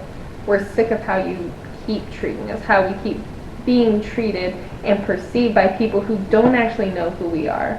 Because at the root of it, the only ones who really know who they are the 7 of them, are them as a group, and them as individuals. They know who they are. Everyone else, like maybe yes, like some of their managers, whatnot as well, but like outside of that, no, not at all. I love how they call it out, but they can't really fully explain the situation either, like Namjoon says, because 1, people don't care for the full explanation, and 2, even if they did explain it, people wouldn't believe it, or they would just pick and choose what they took from the explanation to make up another crazy story. I love how Jimin sounds so good with the "they don't know about us, they don't know about us." I'm not a singer, but he sounds great. And I love how he says that, because it's like, yeah, like they don't know about us. They don't know who we are, and they don't care to know who we are. They just want us to be who they think we are. And I think like that's definitely a call out.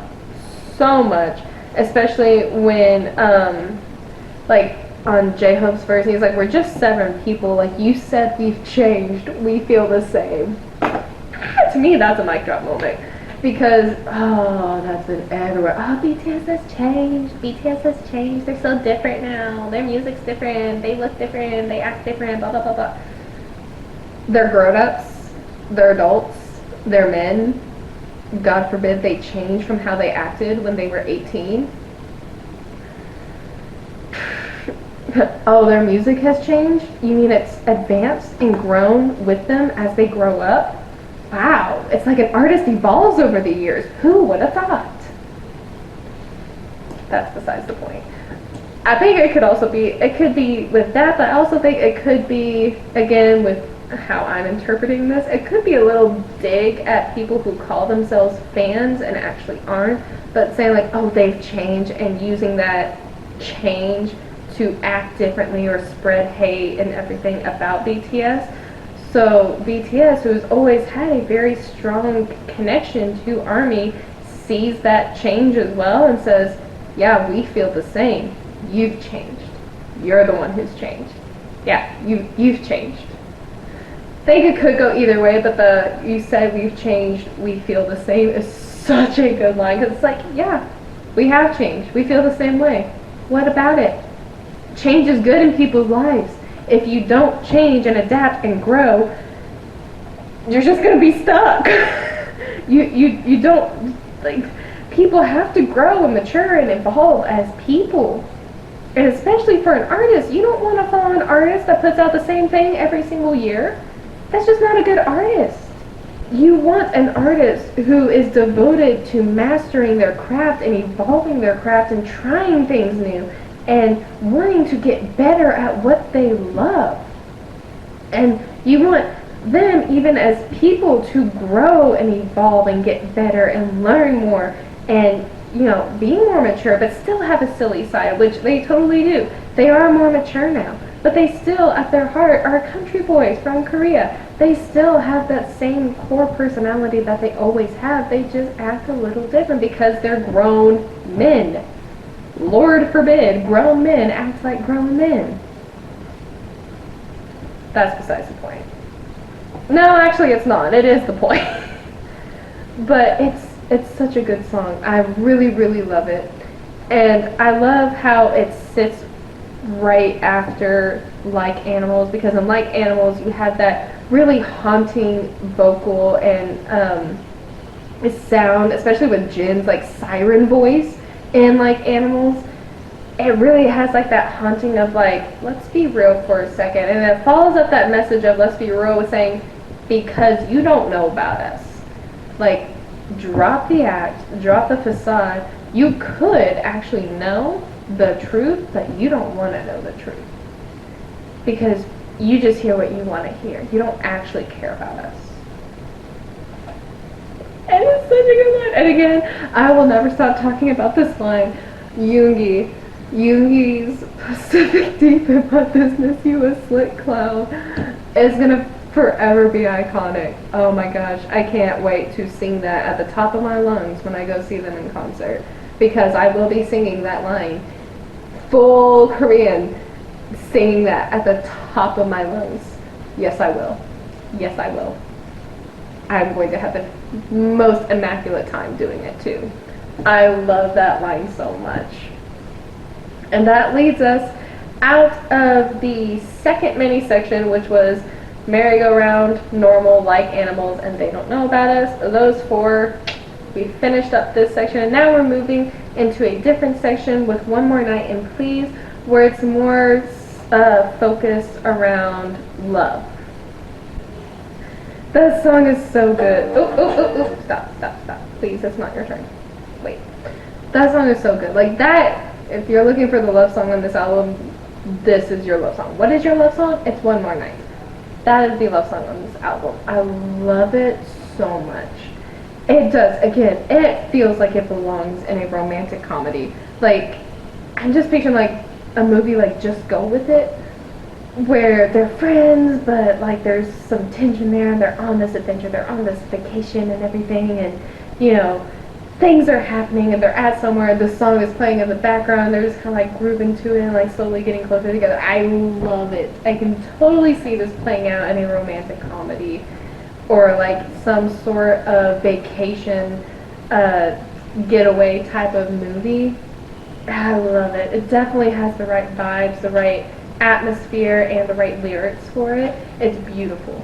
Beautiful song. I love it so much. I love the beat, because it really does kind of feel like that summery vacation type vibe to me. I love it. And the song, though the vibe is really upbeat, while the song does have an overall upbeat type of feeling to it, there's like a small undertone of sadness to it, because this is a song about wanting to remain in a fantasy. Like this, they are singing about wanting to remain in this moment, in these feelings with this person. They don't want to wake up from this fantasy. Like, do not wake me up. Please let me remain here.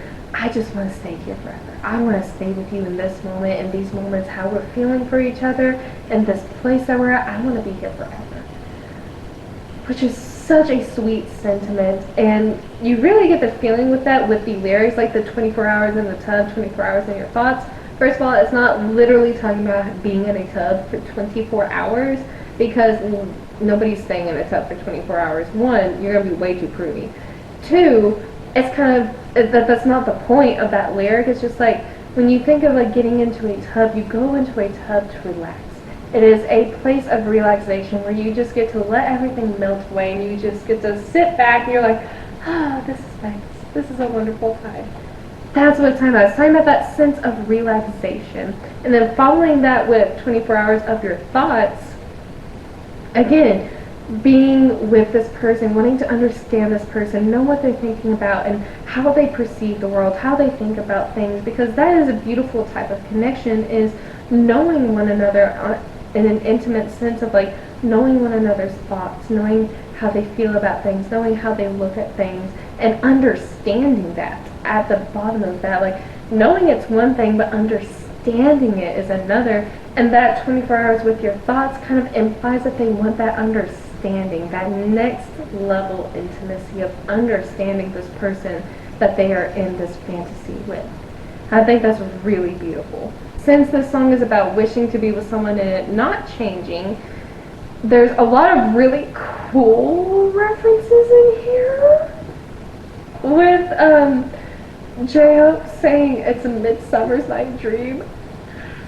That is a Shakespeare reference.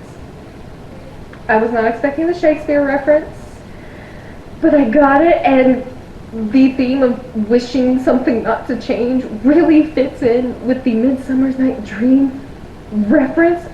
Shakespeare, if you've ever read or watched the play Midsummer's Night Dream, you will get why that fits. And I love it. It's such a fun reference. It's such a cool reference, and it totally fits the theme and the tone of this song. I absolutely love it. And that imagery is just beautiful. Like, you say Midsummer's Night Dream, and I just immediately think of the imagery of the play, and it's so good. I absolutely love that.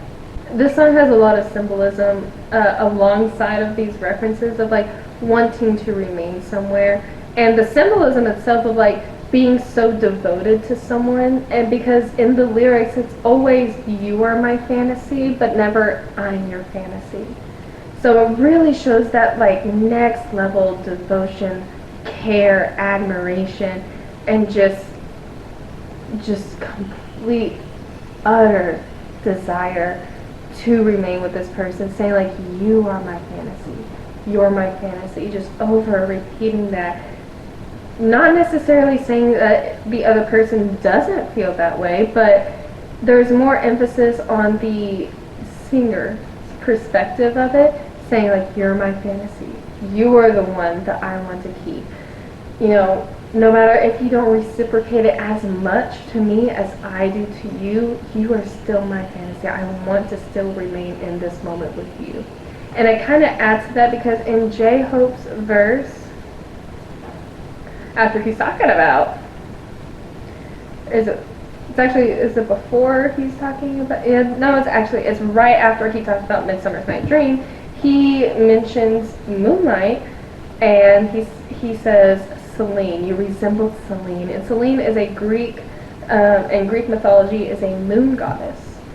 So the fact that he is comparing the person that he's singing about to someone as beautiful as the goddess of the moon really emphasizes the fact of how deep their love and affection is for the person that they are singing about. In this song, there's the thing, since it's called One More Night, it's just that sense of longing for one more night to stay with this person and not have to leave, not to have to wake up from this dreamlike state that they're in with this person. Especially when J-Hope ends his verse when he says, if I could just see one more night past dawn's light.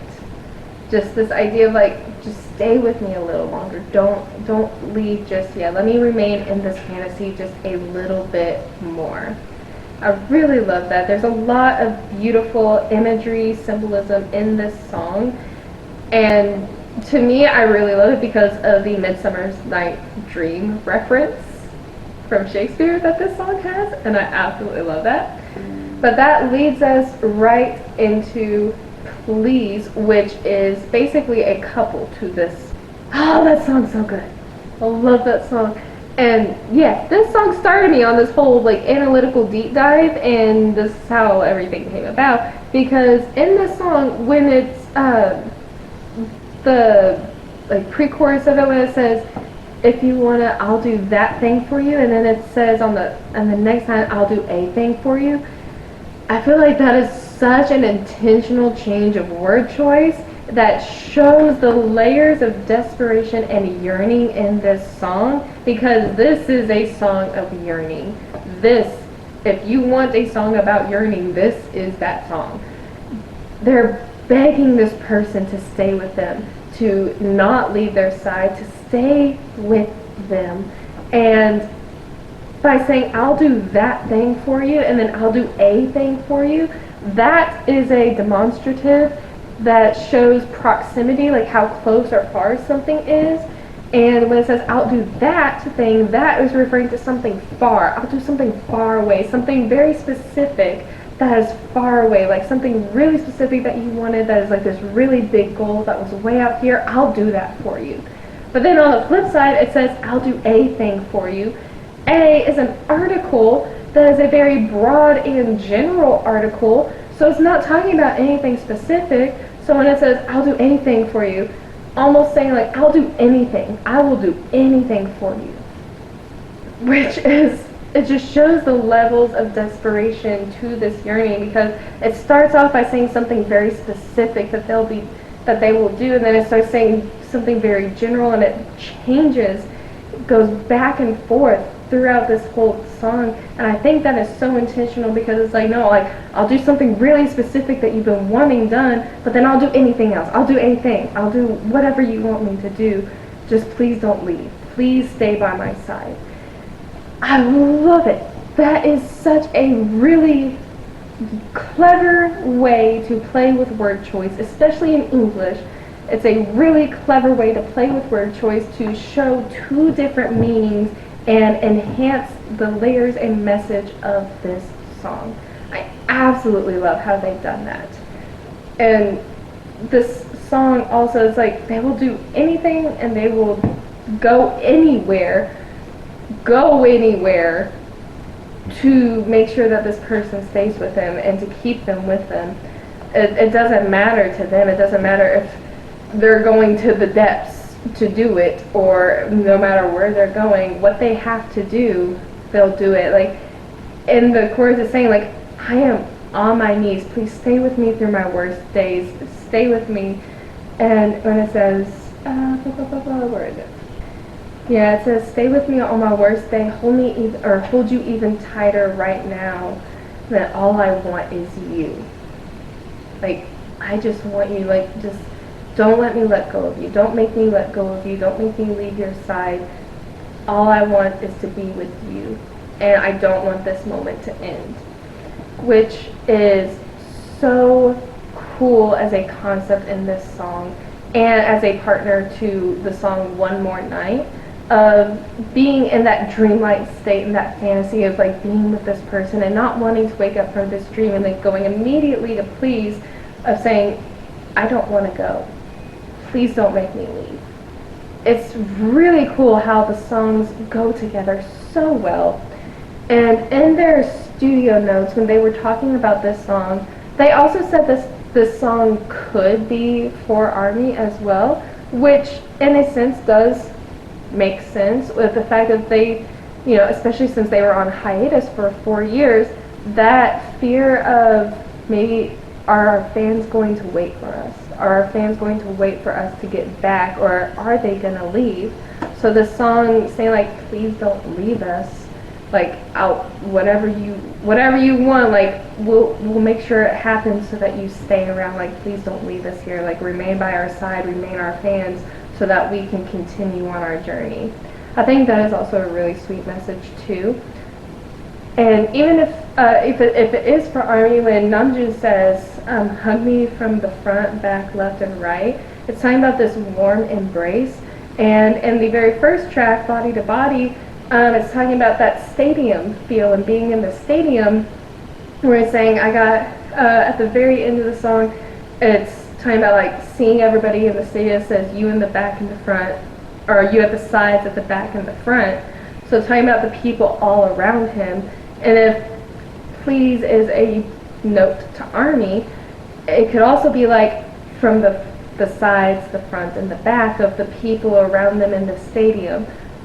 I'll embrace you through our music, through our song, through our performance in that stadium. And if you take it just as a song outside of ARMY and not dedicated to ARMY, it still is a really, really fantastic song with a really great message of like still having that warm embrace for the person you're not wanting to leave your side. And I think it is really cool because you can definitely take this as just a regular love song as well. And it's such a beautiful pairing to One More Night. I love this song so much. And again, I was so floored by how they used that and A in this song. I know it seems so minuscule and so little, but that diction use was pure intention, purely intentional, I am sure of it. And it really added so many layers to that song. And now we are getting to the final song, Into the Sun. I'm getting so excited. I absolutely love this song. This is like the last mini section to the section 3, and then as a whole this finishes out the entire album by wrapping everything together, and it is a grand finale send-off of a song. That song is amazing. First of all, the vibes of the song gives me like that reminiscing feeling of like the 60s to 70s type of sound at the beginning, like 60s, 70s, you're in a car ride, like driving on a highway towards a sunset. windows down, this song is blaring in the background. That's the kind of picture that this paints in my head, and I absolutely love it. That it's such a heartwarming sensation and vibe that this song has, and I love it so dearly. And I really do appreciate the voice synthesizers that they have over their voices, because it's not auto-tune, it's something different. I wish I knew more about musical terms to know exactly what it's called, but I don't. But it's like they have this sort of synthesizer on their voice to make them sound closer to instruments as they're singing, and it's really cool how they've done that, and it really brings it closer to the music, especially during that beginning and then during the choruses, like in the two build-ups. That synthesizer that they have on their voices really adds to the ambiance of the song and really gives it that magical musical feeling. And I really like how they did that, because when you finally get to like the really big build-up, that third build-up, and it breaks off and the drums come in and they start singing I'll Follow You Into the Sun, that synthesizer on their voices drops, and it's just their pure raw vocals singing through at the end. I love that. That's such a beautiful choice of how they do that. And I think it was really intentional, like, to build it up that way. And I know Taeyong worked on this song a lot, and it really shows. Like, you can definitely tell his influences on this song, and it's incredible, impeccable. This as an ending song is literally the perfect ending. It is the happy ending to Arirang. It encapsulates everything that this album has been about, has talked about, and through all like the hype moments, the more sad and emotional moments, Into the Sun brings it all together like a warm embrace for a grand finale send-off to this album. It's so good. This is the happy ending. Of everything that they talked about in the album, the good and the bad, Into the Sun is that happy ending. They chose their happy ending to this album, and I absolutely love that. And of course, it being titled Into the Sun itself, like going into the sun, there's obviously the Icarus story that is definitely incorporated here and referenced. But instead of flying too close to the sun and being burned, again, they are changing meanings that sometimes that have negative connotations. They are changing it to something more positive, and instead following them into the sun, following them towards that light, breaking through the darkness, breaking through the shadows, breaking through into their new era, their 2.0 era, following them into the sun to reach that warmth, that light of day.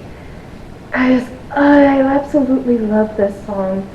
And the fact that there are two build-ups in the beat that drop off before the grand finale is something I think is so clever, and you don't see a lot in music much anymore, as much I guess, but it's so clever because there's this sense of anticipation and of something building, and when you finally get the payoff for the build-up, it is so worth it, and you feel so satisfied hearing that final triumphant call out at the end of I'll Follow You Into the Sun. This feels like a song that should be played like at the end of some movie where like the heroes have won and they have succeeded, and it's like this really grand, shocking win, this triumphant win, and this song is in the back and they're saying I'll follow you into the sun.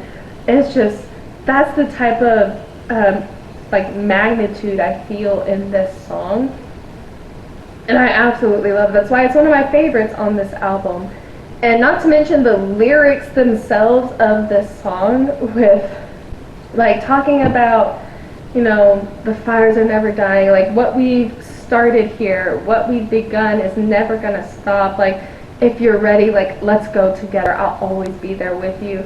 We're gonna go on this journey together. This definitely feels lyrically like a song from the members to each other, but also from the members to the fans, and maybe in a sense from the fans to the band itself, to the members, especially with their lyrics like "You call, I run."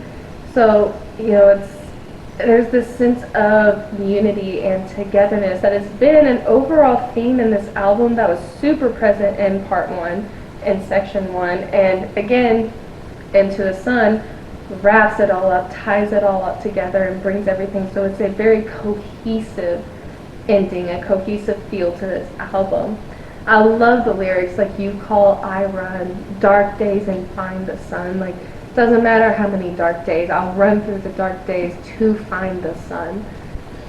I love in the lyrics when J-Hope is talking about like the wind when the sun sets, the warmth as it rises up, what you must feel, the sunlight from dusk to dawn. And basically he's saying like no matter what happens during the night until dawn, I'll be guarding you into the sun.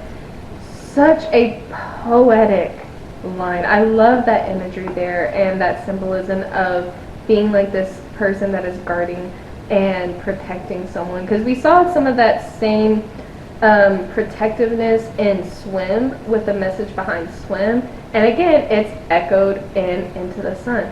If you look closely at it, Into the Sun has echoes of themes from every single song in that song. You can find it if you look for it, and I absolutely love that.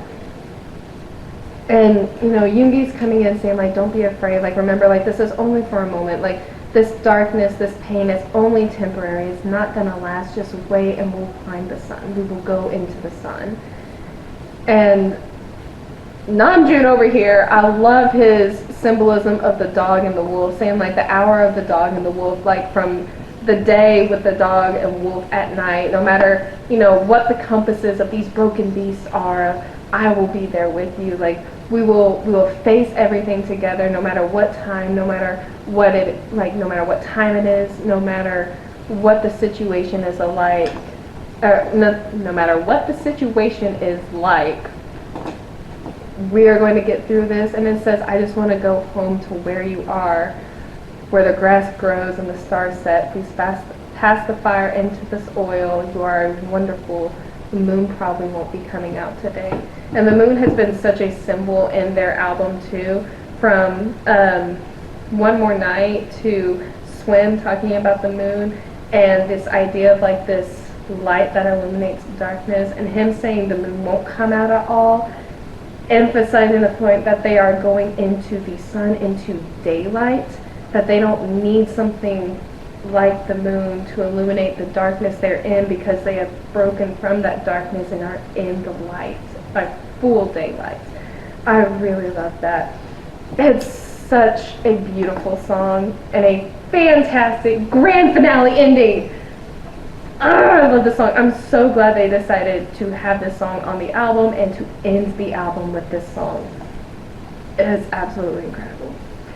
But that is the Arirang album breakdown, because literally Into the Sun ties it all together with this theme of unity and togetherness that Arirang itself represents, and what has been present throughout the entirety of the album. And I love this album so much. In my opinion, it is one of their best, if not their best album that they have put out. And no, it's not recency bias. It's truly because this album is so diverse. You can listen to it from top to bottom and never grow old of it, never tire of it, because they're all so musically diverse but so connected to each other. It's a beauty to listen to. I absolutely love it. And I am so excited to see them play these songs in concert and show how they are going to portray these emotions and these feelings, their thoughts through their performances. I'm very much looking forward to that. And as an author as well, I just appreciate someone who takes so much care in their craft to put something out that is so deep and meaningful and that people can kind of peel away layer by layer and discover more about. That's just truly special to me as an author, and I have definitely found songs on this album that I will be using for times when I write and I need a certain feeling and emotion for my characters, like Merry-Go-Round or Normal will be used a lot. So will Into the Sun. So it's always a good day as an author to find new songs to torment my characters with. And I'm very thankful for that as well. But I hope you've enjoyed this video, and I would love just to be able to ask how they included all of the rhetorical devices and literary devices that they did in these 14 songs and make it so cohesive. Alas, I am in Texas, and they are in South Korea. So that's not going to happen. But that is why I get to sit here and theorize, and it's all more fun for it. So what are your thoughts and opinions on this album? I know I didn't get to do a deep dive into the rhetorical and literary devices because I would be here literally all day if I did that. But if you want a song-by-song breakdown with the literary and rhetorical devices included, let me know. I would be more than happy to do that. But other than that, that is all for this video. I hope you've enjoyed it, and I will see you on next time. Bye!